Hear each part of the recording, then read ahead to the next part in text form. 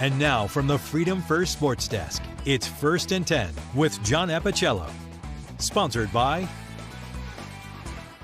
Welcome to Week 7 of the Big Show. I'm reminded we are in it now. District games, homecoming, and the Friday night lights. So we go back to our roots. Opportunity does not knock. It presents itself when you beat down the door.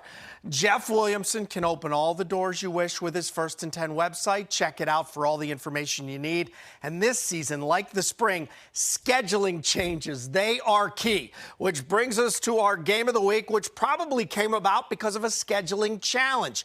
VIS Independent School playing a Class 1 tradition-rich Power. Not your normal pairing, folks. Nonetheless, we got it. VIS Division II Power Northcross traveled to Parisburg and got to experience what Giles is all about. Eric Johnson was there. The heavy rain held off for much of the night here in Parisburg with the first matchup ever between Northcross and Giles, but both teams definitely brought their own storm of offense to the field tonight. 55 combined points in the opening quarter. Giles would be in an early 14-0 deficit. Raiders quarterback Connor Lang drops back, sees no option but to run. He's going to trot in for a 26-yard touchdown. He is pumped up on this score here. Spartans would respond. Ensuing kickoff, Gage Fleming turns on the Jets for the return for touchdown to cut into the lead 14-7. However, still in the first quarter after a Northcross score, it's the fleeting Fleming yet again bouncing off tackles, scored all 3 first-half touchdowns for Giles. They trailed 21-14 here. Raiders offense can't stop, won't stop. Lang on the pump finds a wide-open Moritz Mortendorfer. Like Sheets, he was open 24/7 on that play. Later, the Raiders offense hit another gear. Quali Carter gets in on the fun, a reverse for a touchdown. He scored twice tonight. It made it 35-20. This was all in the first quarter. Camden Johnson are rambling and are rolling all night long. He also had 2 first-half scores, 42-20 lead at this point. Where was the defense, you ask? Right here. Consecutive stops before halftime for Northcross, including this 4th down play where Chase Daniel and Dylan England brought the boom. 56-20 at halftime. Spartans shut out in the second half as Northcross rolls to a 66-20 win. Love the opportunity. Ton of respect for Giles. Ton of respect for what they've done now and for years. Great tradition here. But yeah, I mean, to get in the stage one, get to play public schools a lot. So it meant a lot to us. These guys had a great week of preparation, and it paid off. Up front, we did amazing. Our line always had a great push. Cam Johnson, as usual, just was pounding the rock, and we just had everything going. At the start of the game, we were a little rough, and we had a few people get washed down, and we straightened that up. We started playing with our eyes up, and that was big for us. Northcross excited to leave Parisburg with a win over a public school, but they said this will be short-lived as they now prepare for perhaps their toughest matchup of the season next week at home with St. Michael Archangel coming in. As for Giles, they'll try to right the ship next week when they face off with Grayson County. In Parisburg, Eric Johnson, 10 Sports. All right, thanks, Eric. And speaking of Grayson County, Auburn welcomed Grayson County tonight in for a visit. So let's get a look at what they can expect on the kickoff. Auburn's Isaiah Keith here with the nice return, but a lot of contact at the end of this. Ball will come loose, and Grayson County is on it. Grayson's next drive, handoff to Isaac Thompson. He's going to find an opening, and look at him book. Watch him turn up the speed right here. Maximum RPM burst. Grayson's up 7-0. Second quarter, Auburn down 13-0. Snap to Landon Mars. This will be picked by Holden Castle right there. They're inside the 20. And then Isaac Thompson called up again on the handoff. He's going to punch it in right there, and he's breaking tackles along the way. 33-0 Grayson, your final. Mountain Empire scores for you. Galax, the Maroon Tide rolls over Fort Chiswell. Roar Retreat over Bland tonight, 34-8. Glenvar, you'll recall, is Giles' old Three Rivers District rival, and they look to be a region contender again in Class 2. Tonight they get a Floyd County team that is always competitive with Winford Beal at the helm. Floyd having a nice season thus far, but Glenvar, oh so talented. Jet sweep, Jackson Swanson with the ball. He's in. 6-0 Glenvar first quarter, and then Swanson on the punt return. He's got the corner, and he nearly has the end zone. This is going to set up the Highlanders' 1st and goal. Little RPO action here. Kyle Hanks is in for the touchdown, and then Aiden Walk following that up to Dawson Anderson. 2-point conversion, 14-0 Highlanders. And then Walk, watch him roll and fire and find his favorite target. Dagan Williams is behind the defense for the touchdown. This one all Glenvar, 54-0, your final. Radford 36-7 over Carroll County tonight. James River over Allegheny, Knights win this evening. Meantime, Pioneer District, East Hardy of West Virginia takes down Bath tonight. Eastmont, the Mustangs galloping over Craig, 26-0. Perry McClure with a big win, 47-18 at Narrows tonight. I didn't say you needed to be better than everyone else, but you got to try. That's what character is. It's in the trying. We go to Pulaski, where the Cougars of Coach Mark Dixon have never been short of character. They'll need it as they tackle Salem tonight. Hidden Valley has been both trying and succeeding. Can the Titans remain perfect, taking on a talented bunch of Patriots? And speaking of being better than everyone else, Heritage and Brookfield are consistently better. Tonight, the two collide, plus this. We are the Rockbridge County Wildcats. Stay tuned for more 1st and 10 coming up next.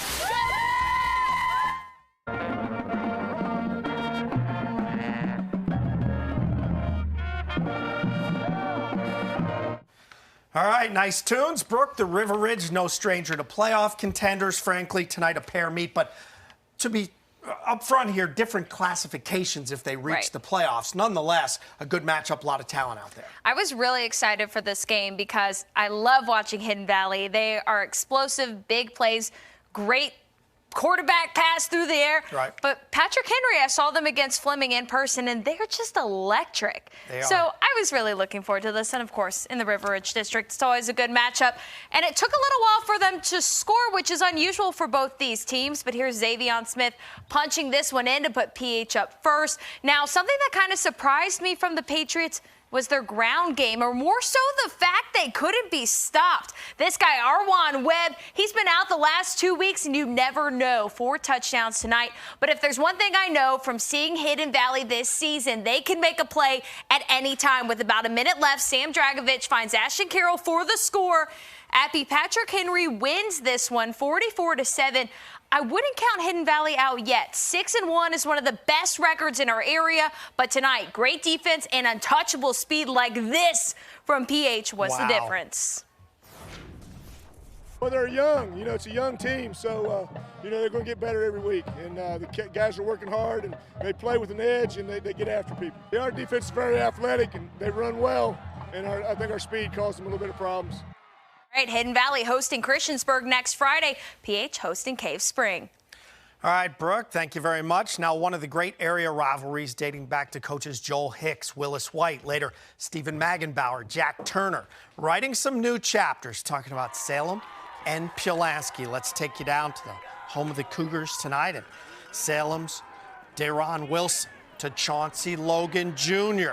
Nice connection brought down by J.J. Gully on the 11-yard line, setting up Salem for this. It's Wilson to Jake Massey, who's going to haul it in. Tough catch under duress. Salem touchdown. One play later, Pulaski answers back. Chris Gallimore to John Lyman. He's got the need for speed, and when he got the sideline, he was gone. 7-6 in this game, but Salem, they are unfazed. Second down on the 46. Wilson giving it to Cam Leftwich, and he is trucking all the way up by 81 for the touchdown right there. All Salem from here. 55-6 your final. Salem dominates. How about a crosstown rivalry, if you will? Blacksburg at Christiansburg. The Blue Demons looking to go to 5-1. Start of the third. Christiansburg has a lead. Casey Graham going to find J-Ron Thompson in the end zone to further extend that lead. Bruins Parker Epperly dropping back into the end zone. Under pressure, ding, ding, ding, da, da, ding, ding. He's hit, throws it away. That is ruled a safety right there. How about Graham with it again? He is throwing deep, and J-Ron Thompson leaping tall defenders with a single bound. Great catch right there, runs a few more yards. And on the handoff, this is Drew Lloyd. He'll break through, and we see you, Drew. We see you, no question about it. 49-0. Seaburg is victorious. The Seminole District is loaded with everyone poised to take their best shot at LCA. Heritage gets their shot next week. But first, the one-loss Bees. Lone loss, LCA. Are you picking up on this? I know you are out there. Time winding down first quarter. Pioneers with the ball 1st and 10. Here we go. It's Cameron Burns to Keshawn Hubbard. 45-yard connection. Heritage up 7-0. Seconds remaining in the third quarter. 4th and 10. McDaniel here finding Ethan Roby. 35-yard touchdown. Brookfield up 15-7. We're going to overtime at 15-all. Brookfield, McDaniel to Mike Irvire for the touchdown, then the 2-point conversion. Bees up 23-15. Heritage gets their chance to respond in overtime. 2nd and goal. Burns to Hubbard in the corner. Pioneers need 2 to tie. Burns to Hubbard again. We're at 23. We're in double overtime. Pioneers get the ball back to start. Kenneth Crawford on the carry. Breaking through the defense. He's in. Heritage would hit the extra point, 30-23. Brookfield, 4th down. Here it is. Game on the line. McDaniel to the end zone. Tip to Darius Brown, the play. Heritage hangs on in double overtime, 30-23. More scores for you. EC Glass over Amherst, 44-6. JF Liberty Christian has been postponed. As soon as they can play that, Mr. Jeff Williamson will let us know when it's happening. Rustburg and Coach Bert Torrance, the Red Devils get it done, 28-21 over Liberty. A couple of weeks ago, they were a sleeper. Now I think word's gotten out. Bassett going to be a handful moving forward. Bengals lone loss, LCA. Are we picking up on the theme here? Bassett coach Brandon Johnson. This is Simeon Walker-Muse. Remember his name. I'm saying it a lot. This highlight, 7-0 Bengals after a 20-yard burst. Later in the first, Elijah Stokes takes the pitch. He gives 110% all the time, not just when he feels like it. Steps out, setting up another Simeon Walker-Muse. Touchdown, 14-0 Bassett. Walker-Muse says, I can catch the ball too. This swing pass from Jerikas Hairston. 58 yards. 3rd touchdown of the half, 21-0 Bassett. Walker-Muse, not satisfied with just a hat trick, going to get an 8-yard touchdown run up the middle for TD number 4. We're channeling Tim Riggins, Texas forever and Bassett forever, 67-0, your final. GW Danville Tunstall did not happen. That one has been canceled. We'll let you know. Postponement when it does happen. Appomattox, congrats to Coach Smith, 56-18 over Gretna.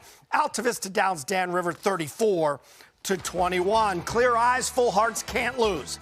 We'll see which Blue Ridge District contenders that applies to tonight when we come back.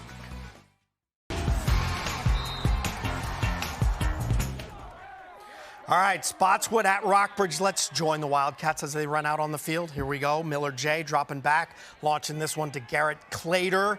He's going to haul it in, wheel and deal, 29-yard pass to the 5-yard line. Next play, Miller J to Isaiah Poindexter, and he is in from 5 yards out. Little pinball action, 6-0. Spotswood coming right back. Elliott Brown connecting with Xander Smith, 13-yard touchdown. They take a 7-6 lead, but here come the Wildcats. Miller J looks and throws. This is Keswick Owens. Look at the pretty pass and catch. And he is open back of the end zone, 12-7. Second quarter, more Rockbridge. Miller J to Andres Poindexter. He's going to get it all the way to the 1. They would cash it in, 47-36. Wildcats. Brooke, both Botetourt and Fleming scheduled everybody but Tom Brady and the Bucks in the first couple of weeks. Now we get to see if those early season schedules start to pay dividends for them. Yeah, and honestly, it looks like everybody has kept up with that non-conference competition, but I mean, it's nothing like this competition. How do you compete with the dog pound? Honestly, I'm just asking. I'm just asking. All right. First quarter, Bird fumbles. Joey Isaacs recovers for Lord Botetourt. Then later, Botetourt is going to go for it on the 4th down. Lane Shoemaker stops KJ Bratton. That's a no-go. He says, no way. All right, still scoreless in the first half until this. Israel Hairston goes deep for Ethan Hairston for the touchdown. Is that his brother, Appy? I believe so. We're gonna guess. We're gonna guess. Brother-to-brother connection right there. Touchdown for Bird. Next possession, Jakari Nicely getting back there with the quick pass to KJ Bratton, 66 yards, 6-6 at the half. LB wins it 26-12. All right, 1-4 Fleming at 1-4 Northside. Second quarter, William Fleming is up 6-0. Northside, Sydney Webb pass to Cameron Abshire, 27 yards for the touchdown to make it 7-6. Still in the second quarter, Fleming, Deshaun Lewis, screen pass to Devin Johnson for 62 yards down at the Northside 8-yard line.